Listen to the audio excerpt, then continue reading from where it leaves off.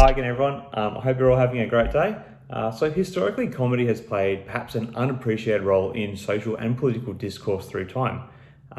One only needs to study ancient Greek theatre or reflect on the importance of a court jester for calling out the monarch's BS during the Middle Ages to see this. And as society has evolved, so has comedy, both in terms of the nature of content and the mediums it is delivered through. And for the last 35 years, Saturday Night Live, or SNL for short, has very much been an important part of discourse through comedy on television and more recently through the internet. However, it would seem that this comedy institution may have dug its own grave, at least from a relevance perspective, now that the Democrats are in power in the US. The show, which has gradually become known for satirising major political figures and events, has arguably made an important contribution to social and political commentary and discourse through time. However, since it has really gone hard on demonising the recent Trump administration, more so than any other administration before, observers would perhaps have expected there to now be some fun made of the new Biden-Harris administration when the show returned to air in 2021. And to be fair, Biden and Harris perhaps present as good a source of comedy as any other presidential administration since SNL started. Biden, with his regular slip-ups in speech and derailing of his train of thought, the guy could start a sentence talking about North Korea and conclude it with a jumbled series of non-connected numbers. Not to mention his on-the-record checkered past with being honest with the electorate. Add to that Kamala Harris's claims of being a stoner and the subsequent public berating she got from her father after making those claims, as well as her attempts at winning the black vote despite being responsible for locking up many minorities in California over some very minor crimes. There is clearly plenty of comedy fodder on the administration at hand. So when Saturday Night Live's first episode of 2021 aired the other day, and they largely avoided making any fun of the new administration, it may have come as a bit of a shock and disappointment to many politically neutral observers. Add to that the main political focus in that episode being on the far less significant event of Georgia becoming a blue state. There was a clear avoidance of making fun of the new administration.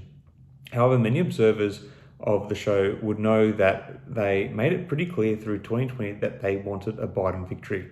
The creators of the show even referred to the Biden inauguration as being good news, perhaps as a further demonstration that they were going to avoid poking fun at the new administration was seen when comedian Jim Carrey said he was going to stop playing his Biden character back in December. So why is Biden getting a free pass from Saturday Night Live and a lot of other comedians? Well, it's quite simple, because there is a fear of losing more of their viewers and potentially being cancelled. SNL has moved its approach to comedy from being something objective to being partisan since Trump took office back in 2016. With that came an isolating of Trump supporting viewers, leaving the show with a largely pro-Biden audience. One of the characteristics that is more synonymous with that side of politics is the cancel culture movement.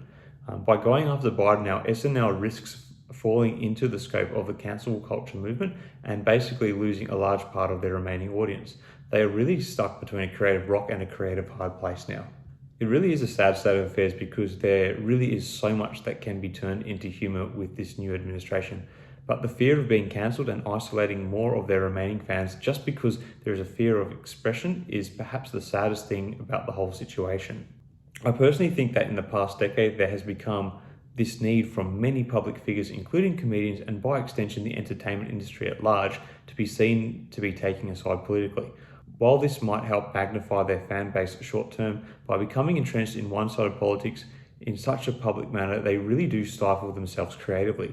Given the increasingly tribal nature of politics, which I believe is heavily influenced by the impact of social media algorithms and the lack of civility that online communication often is characterized by due to its anonymous nature, public figures feel an increased need, in order to stay relevant, they need to be seen championing their political allegiance. But if I am to be frank, and I mean this with all due respect to all comedians and entertainers out there, nobody really gives a rat's ass what you politically believe in. You are entertainers, not political scholars. When you go about espousing your often poorly informed political opinions to the world as an act of trying to stay relevant, you actually just help further deepen the divide in society. And now, as we may be seeing with Saturday Night Live, you actually lose relevance in the process. Anyway, that's enough of this rant from me. What do you guys think about all of this? The relevance of Saturday Night Live and entertainers? Do you think they are part of the problem when it comes to our breakdown in civil discourse? Let me know what you think in the comments below. If you have not subscribed yet, I encourage you to do so. I do my best to get something new out every day, and really do appreciate the support the channel has received so far to date. Thanks again for watching. I'll see you in the next video. Cheers.